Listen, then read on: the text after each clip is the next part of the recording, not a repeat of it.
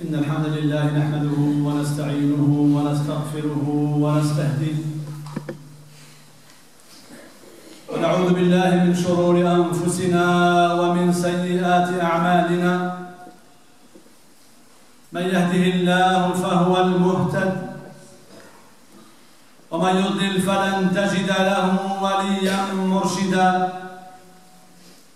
يا أيها الذين آمنوا اتقوا الله حق تقاته ولا تموتن إلا وأنتم مسلمون. يا أيها الذين آمنوا اتقوا الله وقولوا قولا سديدا يصلح لكم أعمالكم ويغفر لكم ذنوبكم، ومن يطع الله ورسوله فقد فاز فوزا عظيما. وبعد فإن أصدق الحديث كلام الله، وأفضل الهدي هدي محمد صلى الله عليه وسلم، وشر الأمور محدثاتها، وكل محدثة بدعة، وكل بدعة ضلالة، وكل ضلالة في النار. ونصلي ونسلم على سيدنا وحبيبنا محمد وعلى آله وصحبه أجمعين. معاشر المسلمين والمسلمات، أوصيكم ونفسي بتقوى الله تعالى. قال الله تعالى: وأن هذا صراطي مستقيما فاتبعوه ولا تتبعوا السبل فتفرق بكم عن سبيله، ذلكم وصاكم به لعلكم تتقون. أيها المصلون، إن الهداية إلى الصراط المستقيم يطلبها المسلم ويكررها في كل ركعة من صلاته قائلا: اهدنا الصراط المستقيم صراط الذين أنعمت عليهم غير المغضوب عليهم ولا الضالين.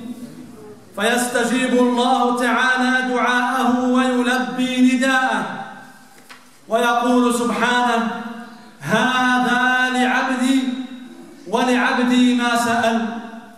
وقد هدى الله تعالى الأنبياء والرسل عليهم السلام إلى الصراط المستقيم.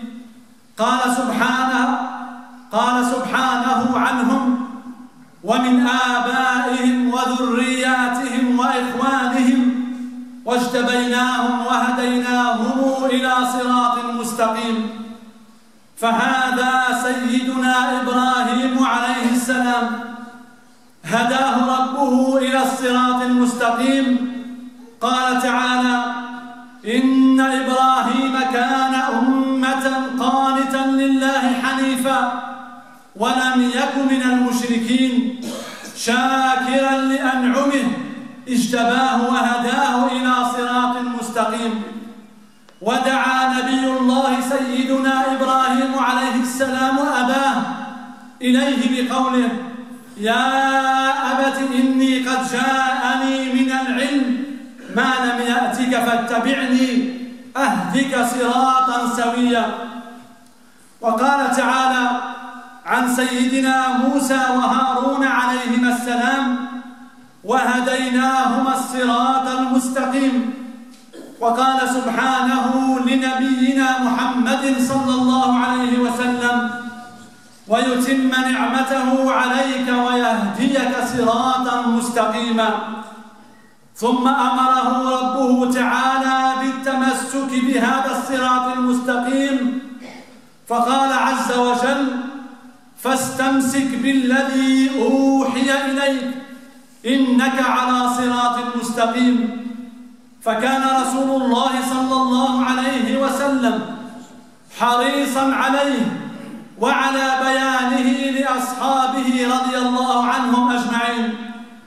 قال عبد الله بن مسعود رضي الله عنه: خط لنا رسول الله صلى الله عليه وسلم خطا فقال: هذا سبيل الله. ثم خط خطوطا عن يمينه وعن شماله ثم قال وهذه سبل على كل سبيل منها شيطان يدعو إليه. ثم تلا وأن هذا صراطي مستقيما فاتبعوه ولا تتبعوا السبل فتفرق بكم عن سبيله. فما معنى اهدنا الصراط المستقيم؟ فما معنى اهدنا الصراط المستقيم؟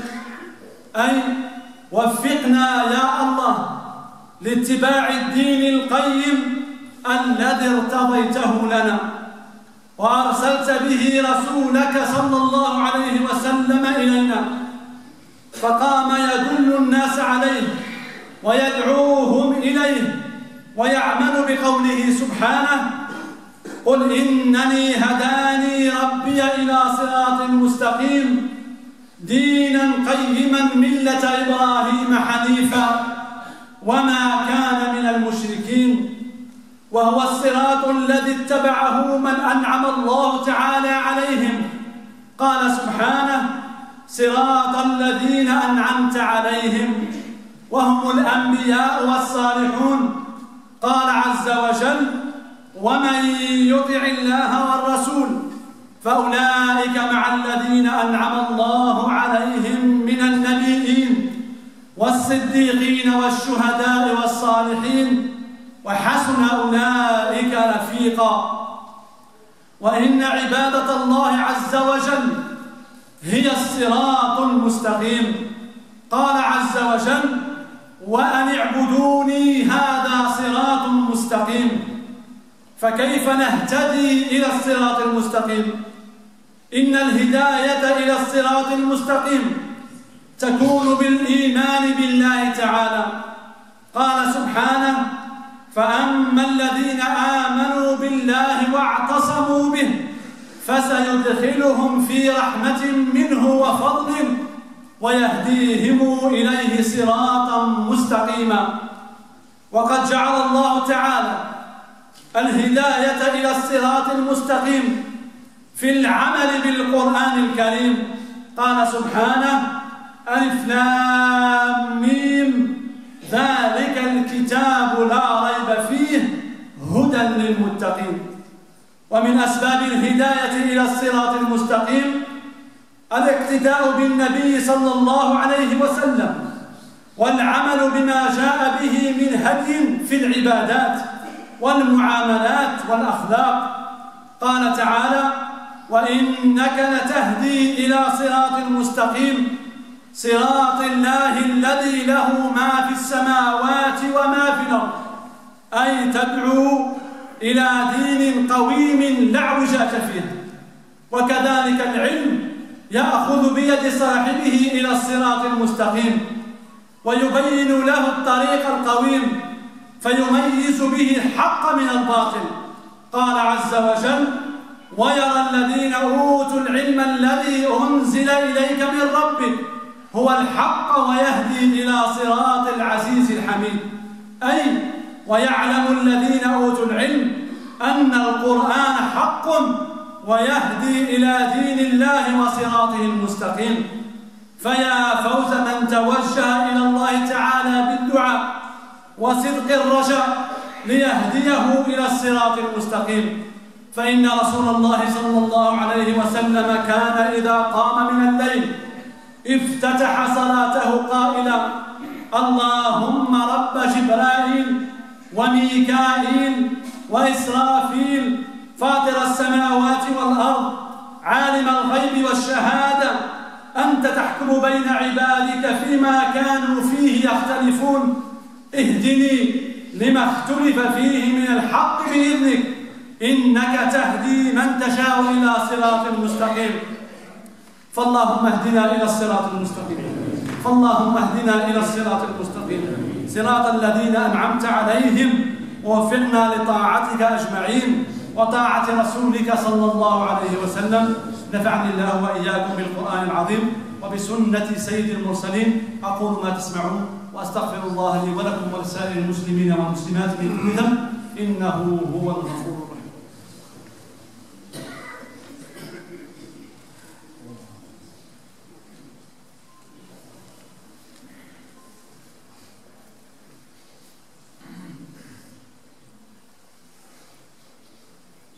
لله رب العالمين والعاقبة للمتقين ولا عدوان إلا على الظالمين ونصلي ونسلم على خاتم الأنبياء والمرسلين محمد بن عبد الله صلوات ربي وسلامه عليه وعلى آله وصحبه أجمعين.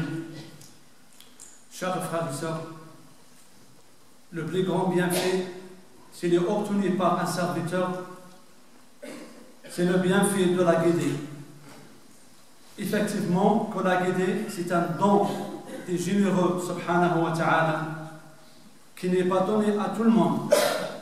Il ne se réalise pas avec les souhaits et les espoirs. Et il se peut qu'elle soit absente malgré la présence de six causes. C'est tout, en contraire, une faveur dont Allah vous a comblé en vous dirigeant vers la foi. Et l'on ne peut être sauvé du châtiment, ni obtenir le bonheur qu'avec la guédée. Et allez, le bienfait d'Allah, le plus important, de le remerciement est obligatoire. Il a dit qu'il soit glorifié et exalté. Et invoquez-le comme il vous a montré la bonne voie, bien que vous fussiez auparavant du nombre des égarés. Et la demande de la fermeté sur la guédée fait partie des demandes particulières que les pieux adressent à Allah subhanahu wa ta'ala. Ils disent: Seigneur, ne fais pas dévier nos cœurs après que tu nous aies guidés et accorde-nous ta miséricorde. C'est toi, certes, le grand donateur. يقولون ربنا لا تزغ قلوبنا بعد إذ هديتنا وهب لنا من لدنك رحمة إنك أنت الوهاب. Et il n'est possible d'atteindre le paradis qu'en suivant le chemin de la guédée. Et ils diront: louange à Allah qui nous a guidés à ceci. Nous n'aurions pas été guidés si Allah ne nous avait pas guidés. وقال الحمد لله الذي هدانا لهذا وما كنا لنهتدي لولا أن هدانا الله. Et la meilleure demande adressée à Allah est la demande de la guédée, car elle rassemble le bien du serviteur de la religion, la vie de ce monde et dans le delà. Et le musulman a reçu l'ordre de demander à son Seigneur dans chaque prière de lui donner la guédée. Al-Muslimu da'iman yad'u rabbah ihdina as-sirata al-mustaqim. Cheikh al-Islam Ibn Taymiyyah rahmatullahi alayhi écrit: la demande la plus profitable, la plus grande et la plus complète est la demande qui se trouve dans Surat Al-Fatiha. Guide-nous dans le droit chemin, car le serviteur a plus besoin de la guidée que de la nourriture et de la boisson. Et le prophète sallallahu alayhi wa sallam ordonnait à ses compagnons de demander à Allah la guidée. Ali ibn Abi Talib a dit: le messager d'Allah sallallahu alayhi wa sallam m'a dit: ô Seigneur, guide-moi et dirige-moi vers le droit chemin. Et l'ouverture du cœur est dans les mains d'Allah seul. Les créatures ne peuvent rien faire sauf fournir des efforts pour la guider des gens. Allah tout seul guide qui il veut vers un droit chemin. Après Allah subhanahu wa ta'ala, il y a les compagnons. Il y a le compagnon pieux qui est la meilleure aide pour la guider. Il te rappelle lorsque tu oublies. Il t'aide si tu es insouciant. Tu n'entends de lui qu'une bonne parole et tu ne vois qu'une bonne action. La compagnie pieuse est une adoration mélangée avec le plaisir et l'intimité qui augmente la foi. Et la réalité de bon conseil est un seul corps composé de plusieurs cœurs. Mes chers frères et sœurs, il y avait un cheikh enseigné à ses élèves al-aqid, la croyance. Il leur a appris la ilaha illallah. Il leur expliqua son sens. Le cheikh aimait beaucoup les animaux de compagnie. Un de ses élèves lui offrit donc un perroquet en cadeau. Les jours passaient et le cheikh avait beaucoup d'amour pour son perroquet. qu'il a amené même en classe. Ainsi, le perroquet après aussi le kalima La ilaha illallah. Et le répétait à longueur de journée. Un jour, les élèves trouvèrent le shir en train de pleurer abondamment. Quand ils lui demandèrent la raison, il répondit que le chat attaqua son perroquet et qu'il est mort. Les élèves dirent alors, c'est pour cela que vous pleurez aussi fort. On peut vous en offrir un autre si vous voulez. Le shir répondait, je ne pleure pas à cause de sa mort, mais quand le chat attaqua le perroquet, il se met à crier jusqu'à ce qu'il meure. Il avait l'habitude de réciter le kalima La ilaha illallah toute la journée, mais au moment de sa mort, il a oublié de la dire, ou bien de le dire. Il ne fit que crier, et ce, parce qu'il ne le disait qu'avec sa langue, mais son cœur ne l'a pas appris. Puis le shir rajouta, je pleure car j'ai peur d'être comme ce perroquet. On passe notre vie à répéter ce kalima, La ilaha illallah, avec notre langue, mais quand la mort arrive, on oublie, car le cœur ne l'a pas appris. Quand les élèves entendent dire sa réponse, ils se mirent à pleurer également, par peur de ne pas être sincères envers ce kalima, La ilaha illallah. Mes chers frères et sœurs, ceci c'est un rappel clair pour nous tous, être musulmans ne suffit pas seulement de dire ou bien de lire le kalima La ilaha illallah. Mais nos actions se doivent d'être en conformité avec les demandes de l'islam. À ce moment, alors notre cœur aura accepté ce kalima. Allah يثبتنا وإياكم أيها المصلون. ومن ثمرات الهداية كذلك، ومن ثمرات الهداية إلى الصراط المستقيم أن يوفقنا الله تعالى إلى ما يحب ويرضى. قال سبحانه: قد جاءكم من الله نور وكتاب مبين يهدي به الله من اتبع رضوانه سبل السلام ويخرجهم من الظلمات إلى النور بإذنه ويهديهم إلى صراط المستقيم. وهو الذي بينه الله تعالى في كتابه الكريم وسنة رسوله صلى الله عليه وسلم لنحظى بمرضاته عز وجل ونصل إلى طرق النجاة والسلامة وندخل الجنة دار السلام. قال سبحانه: والله يدعو إلى دار السلام ويهدي من يشاء إلى صراط مستقيم. فهلا نأخذ بأسباب الهداية إلى الصراط المستقيم ونعلم ذلك بناتنا وأبنائنا. يقول الله عز وجل: ومن يعتصم بالله فقد هدي إلى صراط مستقيم. هذا وصلوا وسلموا على خير البرية وأفضل البشرية محمد بن عبد الله بن عبد المطلب صاحب الحوض والشفاعة. وارض اللهم عن الخلفاء الأربعة أبي بكر وعمر وعثمان وعلي وعن الستة الباقين من العشرة المبشرين بالجنة وعنا معهم بفضلك وجودك وكرمك يا أكرم الأكرمين يا رب العالمين. اللهم انصر الإسلام وأعز المسلمين. اللهم انصر الإسلام وأعز المسلمين. اللهم انصر الإسلام والمسلمين. اللهم اقسم لنا من خشيتك ما تحول به بيننا وبين معاصيك ومن طاعتك ما تبلغنا به جنتك ومن اليقين ما تهون به علينا مصائب الدنيا ومتعنا اللهم بأسماعنا وأبصارنا وقواتنا أبدا ما أحييتنا واجعله الوارث منا واجعل ثأرنا على من ظلمنا وانصرنا على من عادانا. اللهم لا تجعل مصيبتنا في ديننا. اللهم لا تجعل الدنيا أكبر همنا ولا مبلغ علمنا ولا إلى النار مصيرنا واجعل الجنة هي دارنا ومقامنا. اللهم كل من أوصانا واستوصانا بالدعاء فاجعل لنا وله من كل هم فرجا ومن كل ضيق مخرجا وارزقنا وارزقه من حيث لا نحتسب. اللهم اغفر لنا ولكم ولوالدينا ولوالديكم ولجميع المسلمين والمسلمات المؤمنين والمؤمنات الأحياء منهم والأموات. اللهم اشف المرضى يا رب العالمين، اللهم اشف مرضانا ومرضى المسلمين، وارحم اللهم موتانا وموتى المسلمين. ربنا آتنا في الدنيا حسنة وفي الآخرة حسنة وقنا عذاب النار.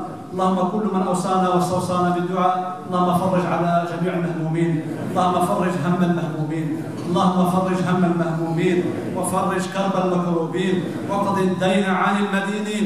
اللهم كن لإخواننا المستضعفين في كل مكان المضطهدين في دينهم في كل مكان، اللهم كن لهم وليا ونصيرا ومؤيدا يا رب العالمين.